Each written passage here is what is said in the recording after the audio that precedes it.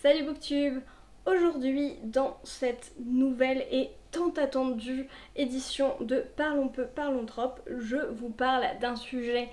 épineux au possible, la némésis de beaucoup de personnes, dont moi, je l'avoue. Quelque chose qu'on a vu et revu dans toute cette période de l'enfer du YA des années 2010 notamment, qui persiste encore un petit peu, mais vraiment de 2010 à 2020, c'était l'enfer sur Terre. Je vous parle, bien évidemment, des triangles amoureux, sujet on ne peut plus controverse, même si j'ai pas forcément beaucoup vu de gens qui adoraient ça. Soit il y a des gens qui détestent ça viscéralement, comme c'est mon cas, soit il y a des gens qui les tolèrent. Comme tout trope, le but ici est de décortiquer un petit peu ce qu'est le triangle amoureux, d'où il vient, les anciens récits qui en parlent, et de voir quels en sont les nombreux, pour le coup, problèmes, et comment on pourrait bien le faire, et donner des exemples de mauvais triangles amoureux et de bons triangles amoureux, même si ces derniers ne courent pas forcément les rues. Initialement, le triangle amoureux, c'est assez basique puisqu'il s'agit d'une relation amoureuse entre trois personnes, mais pas de polyamour. Il s'agit de relations conflictuelles pour créer de la tension narrative. Ça peut être A qui a des sentiments à la fois pour B et C, et B et C qui ont tous les deux des sentiments pour A, ce qui est un peu l'archétype, mais on en reparlera. Ça peut être A et B qui sont amoureux l'un de l'autre et C qui a des sentiments pour A. Ça peut être A qui a des sentiments pour B, B qui a des sentiments pour C, C qui a des sentiments pour A. Ça peut être A et B qui sont liés par une relation extérieure, par une obligation externe, on va dire, mais A et C qui sont tous les deux amoureux. Bref, ça peut être toutes les conformations que l'on peut imaginer d'une relation amoureuse où trois personnes sont impliquées. Sauf que dans les faits, c'est pas forcément comme ça que ça se présente, puisque un archétype est devenu beaucoup trop archétypal, et vraiment on est rentré dans le cliché, puisque désormais c'est classiquement deux hommes qui se battent pour une femme qui ne sait pas qui choisir entre les deux. C'est vraiment devenu le classico-classique de cette version, avec des petites nuances que l'on peut apporter également, puisque les deux hommes ont souvent des archétypes opposés, avec le bad boy un petit peu badass et de l'autre côté le mec gentil et attentionné. Une protagoniste, puisque c'est majoritairement, très majoritairement une femme qui va être incapable de se décider entre les deux et qui va y penser tout le temps avec des monologues internes qui ne vont nulle part, et qui va s'épancher sur son dilemme interne pendant des pages et des pages, et les deux garçons qui vont se battre pour l'attention de la protagoniste.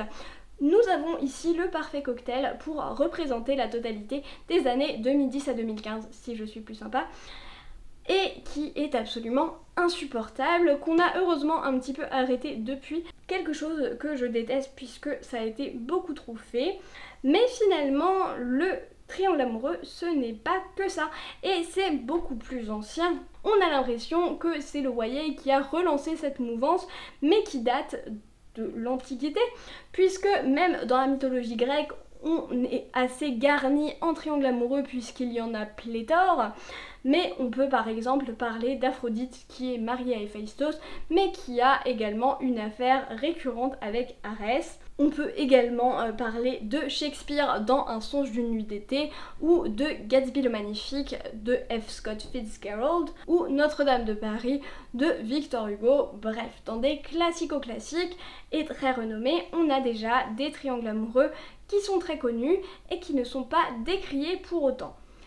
Alors, en effet, il y a eu un renouveau avec le YA de 2010, puisque nous pouvons citer de façon absolument pas exhaustive Hunger Games, Twilight, The Maze Runner, The Mortal Instruments, The Infernal Devices, L'été où je suis devenue jolie, Anna and the French Kiss, Shatter Me, Selection, Throne of Glass et bien d'autres encore, mais ça fait beaucoup pour un archétype qui, encore une fois, était toujours le même, réalisé quasiment toujours de la même façon. Certains divergent un petit peu de cette idée, mais on en reparlera juste après. On a également des versions un petit peu plus expansives, puisque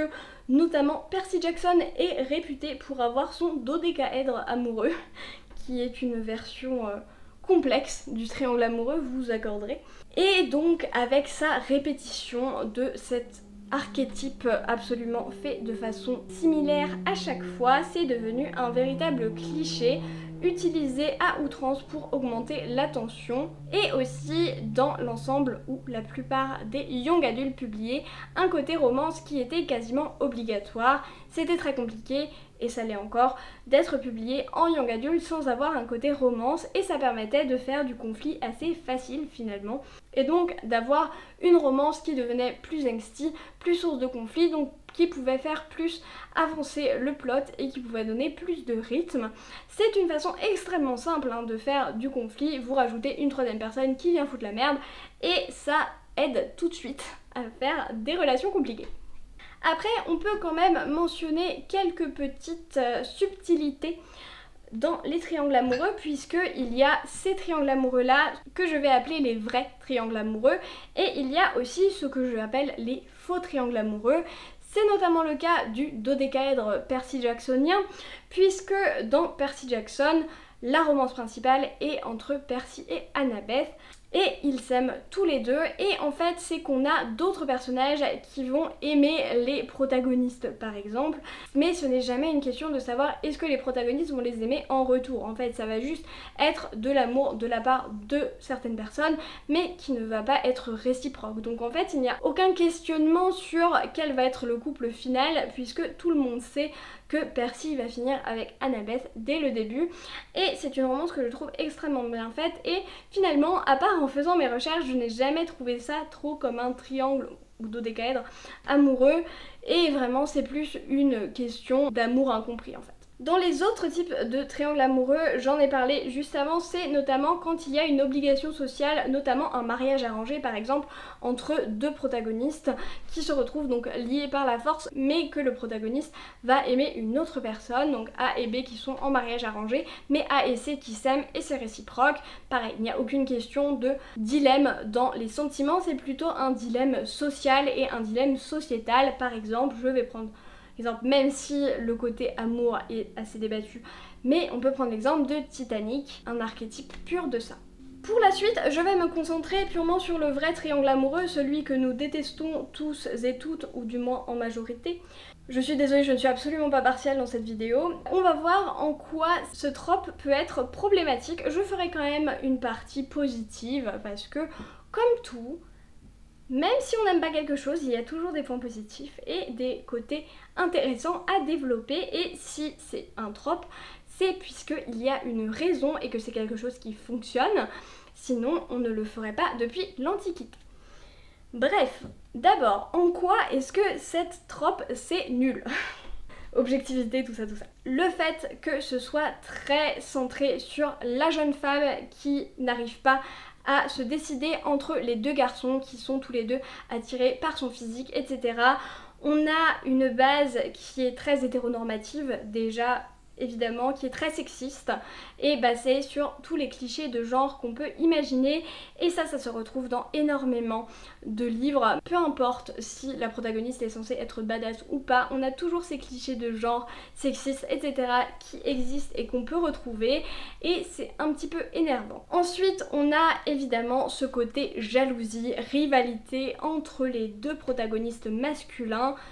puisqu'ils vont se battre pour la dame et qu'ils ne vont pas s'entendre.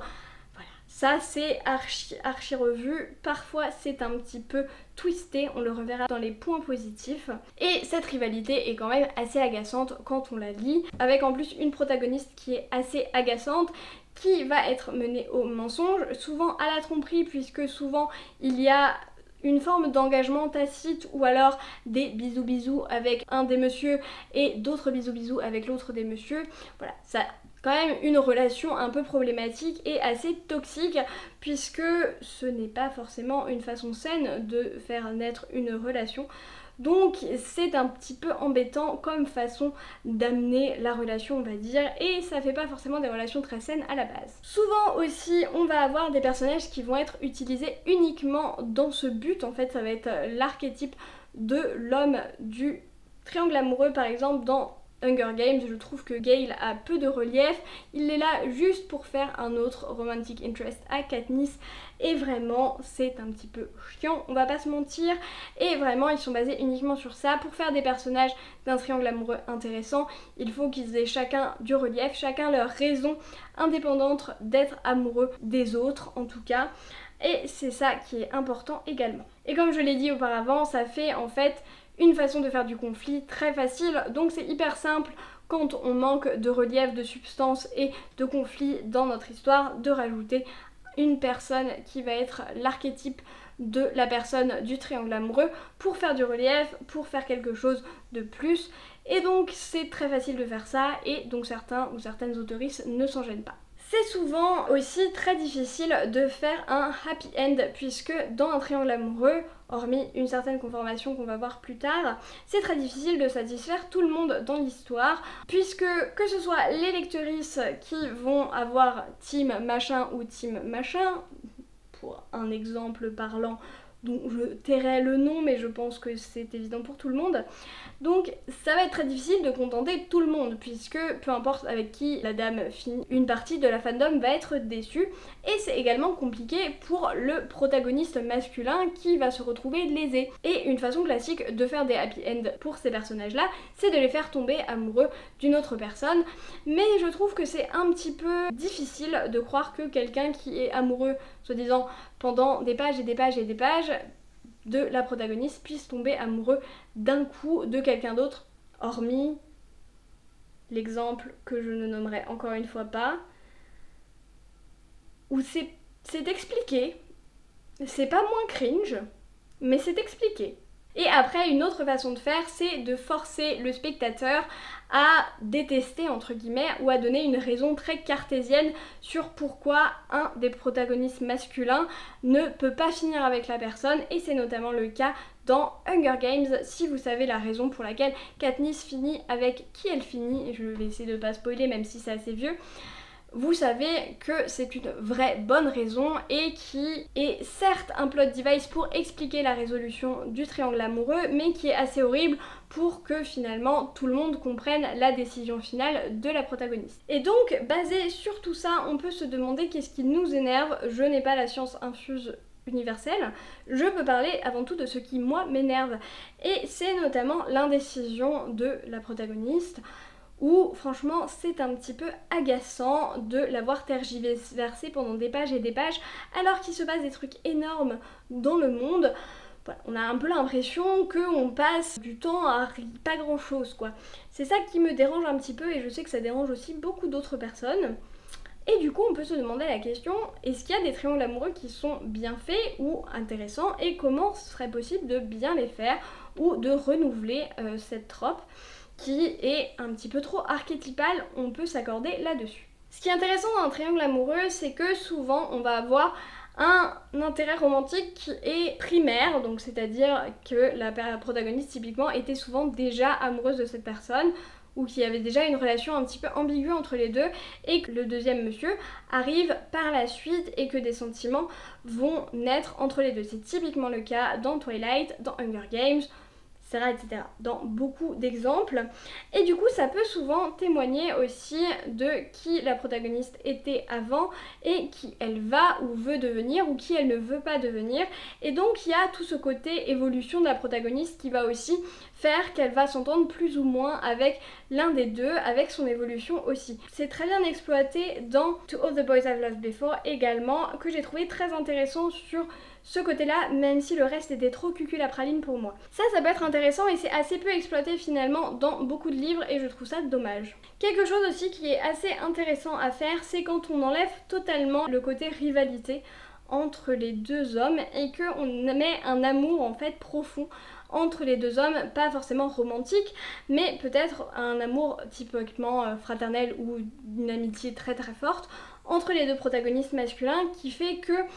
Ils vont tous les deux reconnaître l'affection et l'attirance de l'autre, mais ne vont pas vouloir blesser l'autre personne et donc le laisser en avant. C'est notamment le cas dans un des meilleurs triangles amoureux que j'ai jamais vu et à mon sens un des seuls que j'ai vu bien fait, qui est The Infernal Devices de Cassandra Clare ou The Motor Instruments, les origines, puisque on a vraiment ce côté triangle d'amitié en fait. Avant un triangle amoureux, on a une amitié et un amour fusionnel entre les trois personnes qui composent ce triangle, et un peu la seule discussion c'est qui va pouvoir se marier avec qui et qui va pouvoir coucher avec qui quoi. Mais c'est vraiment une façon intéressante et une façon très profonde d'aborder le triangle amoureux, bien loin de la superficialité de non c'est moi qui ai la fille, non c'est moi, toi tu dégages, etc.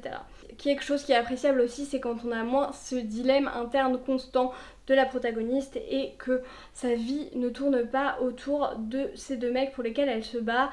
Ça dépend de l'écriture de chacun. Et maintenant, du coup, pour finir cette vidéo analyse de cette trope, que vous reconnaîtrez puisque je l'adore,